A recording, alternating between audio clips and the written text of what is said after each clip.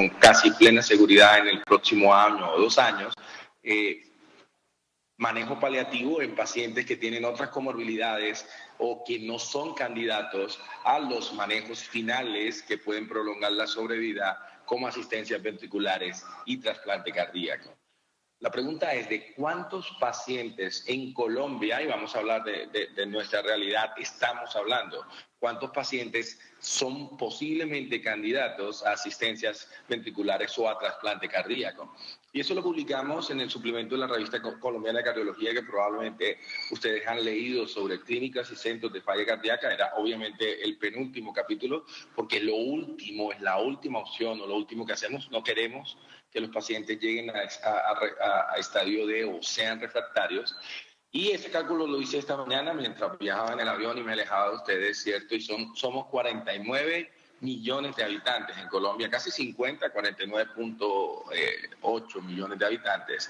Y actualizando las cifras del ejercicio que hicimos, seríamos de estas 48 millones de personas, si teniendo en cuenta un porcentaje total, y esto lo publicó Efraín hace algún tiempo, de 2.3 de falla cardíaca en Colombia, seríamos 1.145 millones del total de personas con insuficiencia cardíaca, de las cuales 45% tenían función sistólica preservada, y un 55% tenían función sistólica disminuida, 630,000 personas mal contadas, ¿cierto? Y de esos, 35% estarían en clase funcional 1, 35% en clase funcional 2, 25% en clase funcional 3, pero de ese 25%, un 10 estaría en esa clase que mencionan los americanos, que es la 3B, y finalmente un 5% estarían en clase funcional 4. Los candidatos clase funcional 3B y clase funcional 4 serían aproximadamente menores de 75 años, 90,000 pacientes. De eso estamos hablando, de 90,000 pacientes con indicación de realizar terapias avanzadas, ¿cierto? Y sin embargo, esos son los números en la estadística. Si solamente fueran la mitad, 45,000 pacientes, sería un número brutal y fenomenal, y probablemente estos no están llegando a las clínicas de insuficiencia cardíaca avanzada, y obviamente esto está muy lejos del número de pacientes que se trasplantan o pacientes que van a asistencias como terapia de destino. Sí, y entonces la pregunta es: ¿qué está pasando con estos pacientes? Porque la selección claramente no se está haciendo por la edad o por condiciones clínicas o por la posibilidad de supervivencia o de que una alternativa le dé un tiempo, calidad de vida a estos pacientes. Y sabemos que hay un embudo para que los pacientes ingresen a los sistemas de falla cardíaca avanzada, y ese embudo tiene que ver con muchos factores, incluyendo EPS, pagadores, etcétera, etcétera, o instituciones que no remiten sus pacientes, y obviamente, indefectiblemente, esto significa la muerte.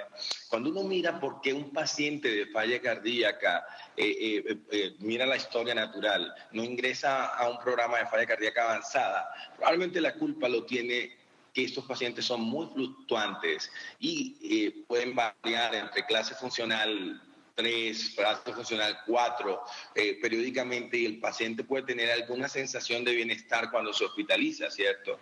Más si no están seguidos en un sistema de falla cardíaca, los ve primero un médico, después otro médico, ninguno se da cuenta de las hospitalizaciones a frecuencia, y cuando el paciente llega a cirugía es demasiado tarde y fallece en una unidad de cuidados intensivos sin ni siquiera haberse planteado una opción. Pacientes jóvenes, en muchos casos, de asistencia ventricular o trasplante cardíaco. La clase funcional 2 es casi que un problema, porque consideramos que estos pacientes están bien, y los estudios nos han mostrado que estos pacientes mueren, tienen una alta tasa de mortalidad.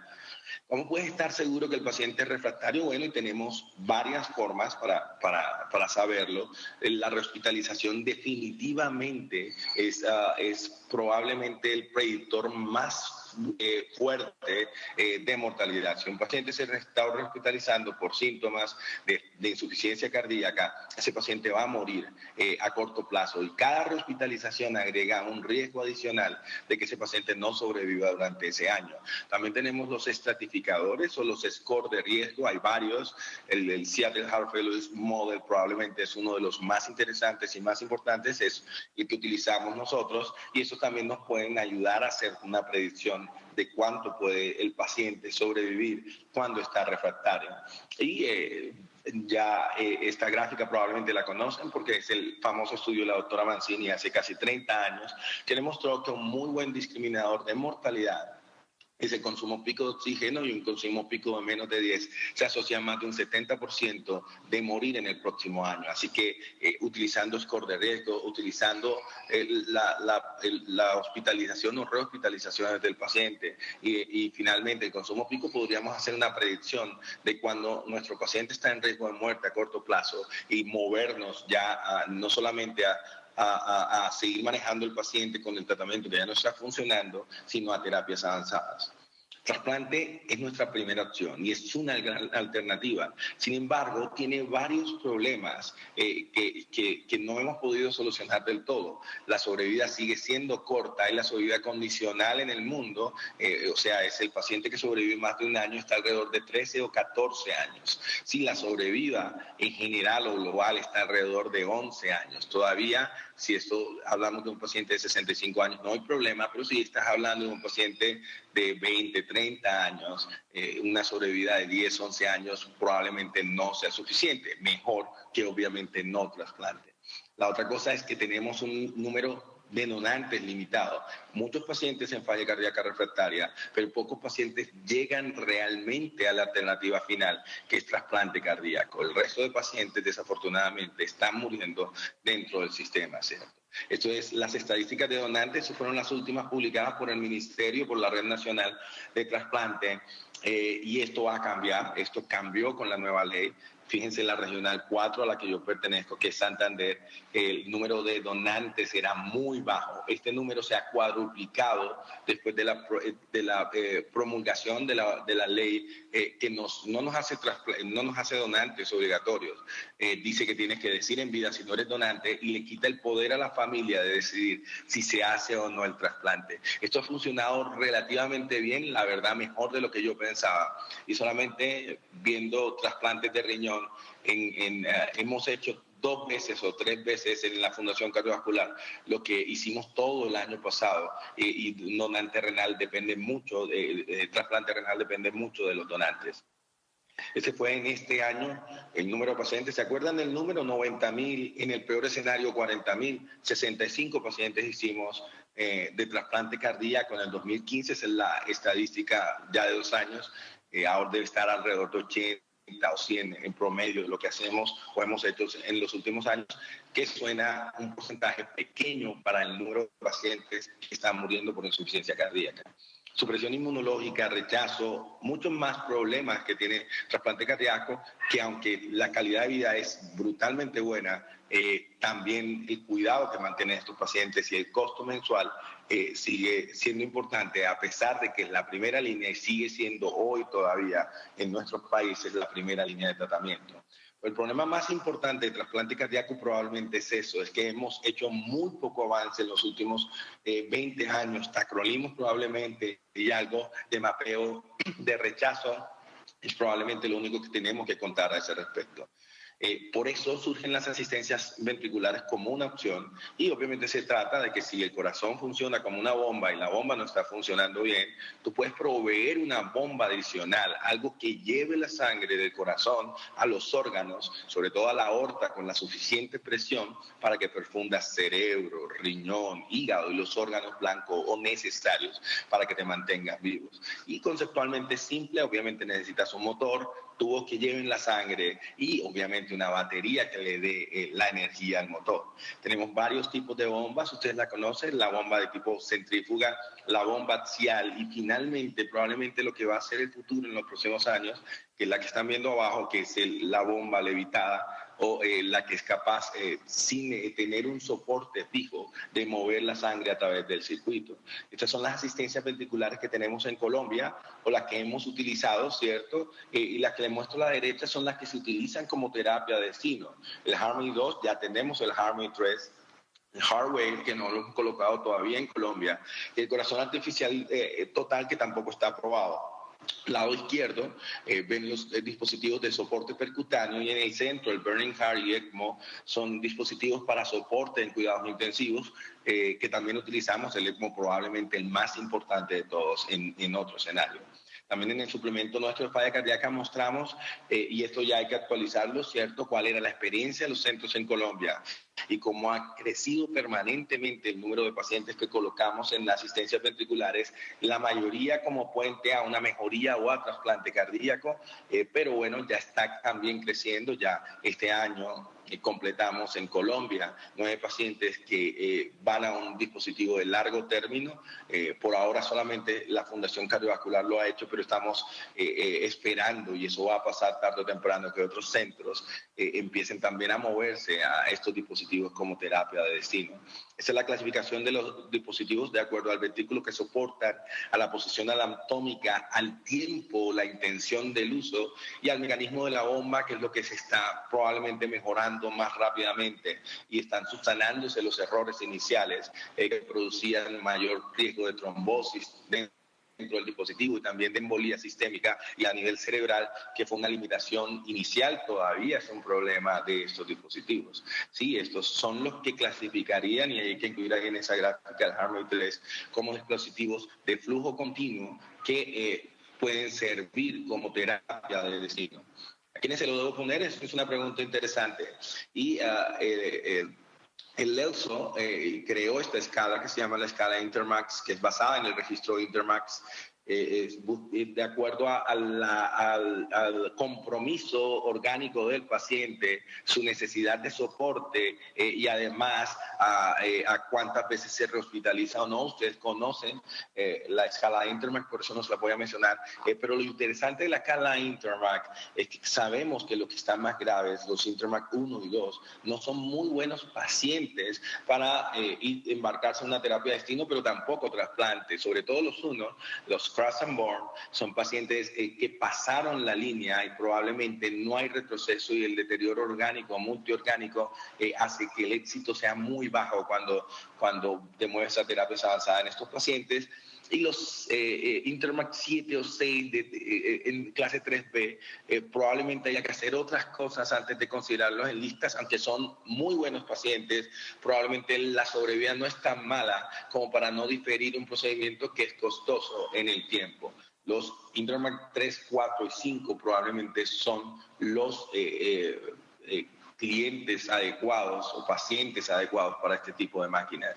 Estas son según las guías europeas, los escenarios en donde podemos utilizar asistencias ventriculares como puente a decisión, como puente a ser candidato en un paciente que está demasiado y que está en falla cardíaca muy severa, pero que se puede mejorar con una asistencia de corto término y después pasar a una asistencia a largo término o a trasplante, como puente a trasplante, un paciente que es inoperable a corto plazo o que no tiene el tiempo para esperar un trasplante, como puente a la recuperación. Y ese es un escenario increíble, el más interesante cuando tienes una miocarditis aguda o una nox aguda cardíaca, por ejemplo, cuando sales mal de bomba después de una cirugía, y las asistencias ventriculares se pueden convertir en el puente que necesitas a una mejoría del corazón y que no necesites ni trasplante ni una asistencia de forma definitiva. Y finalmente, lo que vamos a dedicar la parte final de la charla es terapia de destino, y es pacientes que su única opción es una máquina para mantenerse vivos y que no van a ir ya a trasplante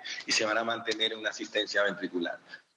Les voy a contar algo de nuestra experiencia, de cómo empezamos a crecer. Este es el logo del programa de asistencias ventriculares, que hace también parte del programa de falla cardíaca, y donde estamos trabajando de forma multigrupal con cirugía y con el grupo de asistencia que es liderado por Leonardo Salazar, Este es el grupo, esto lo llamamos siempre el pato caracolí. Esta foto nos la hemos tenido que tomar 3 veces por María Juliana, ¿cierto? Que ahí debe estar oyéndome hasta que salió muy bien en la foto, y esto lo hemos hecho 2 veces o 3 veces, y es llegar a consensos, cómo vamos a manejar los pacientes, cómo podemos trabajar en grupo para que no haya, bueno, siempre hay, en todo grupo hay desencuentros o cosas en las que no estamos de acuerdo, pero que tomamos decisiones en grupo, ¿cierto? Para la mejoría de los pacientes, y esto ha funcionado bastante bien, ¿cierto? Sí, entonces tienes el que maneja la máquina, los que lo indican y lo siguen, parte del grupo de falla cardíaca, el que lo pone, el que lo cuida en el postquirúrgico, trabajando juntos para que el programa crezca y para que los pacientes vayan mejor. Lo último que hicimos este año fue esto, fue empezar a hacer conjunta en conjunto, porque bueno, a veces teníamos problemas con la anticoagulación, uno hacía una cosa, otro le decía otra cosa al paciente, entonces logramos que lo pudiéramos ver juntos, que pudiéramos ver los patrones de la máquina o de la bomba juntos en los pacientes que estamos haciendo. Acá estamos revisando, eso que ven ahí es el circuito, el monitor para la evaluación del circuito de un Harmony 2. Estamos viendo si hay eventos de succión, si el paciente ha tenido problemas con la batería, cuánto tiempo le queda y si ha disminuido el índice de pulsatividad o no. Mejor dicho, podemos hacer un control todos conjuntos de este paciente, viendo nuestro particular punto de vista desde nuestras subespecialidades. Y finalmente, bueno, tomamos la presión, no se puede tomar de forma convencional con un esfingomanómetro, la tomamos con Doppler. Acuérdense que estos pacientes tienen flujo continuo y en general la pulsatividad es muy baja y el pulso es casi imperceptible, o básicamente imperceptible, ¿cierto? Ahí estamos todos los del grupo, cirujanos, cardiólogos de falla cardíaca, intensivistas, viendo pacientes. Esta fue nuestra primera paciente, ya lleva 3 años y medio, ha ido muy bien. Desafortunadamente tuvo un hematoma subdural por sobreanticoagulación, pero de eso también salió bastante bien. Estoy viendo otra paciente que viene muy lejos, entonces los lunes son el día que utilizamos para ver estos pacientes en conjunto. El cirujano entra un poquito más tarde a su consulta, el intensivista baja y nosotros vemos cómo va evolucionando el paciente en el tiempo. También educación a estos pacientes, educación diferencial.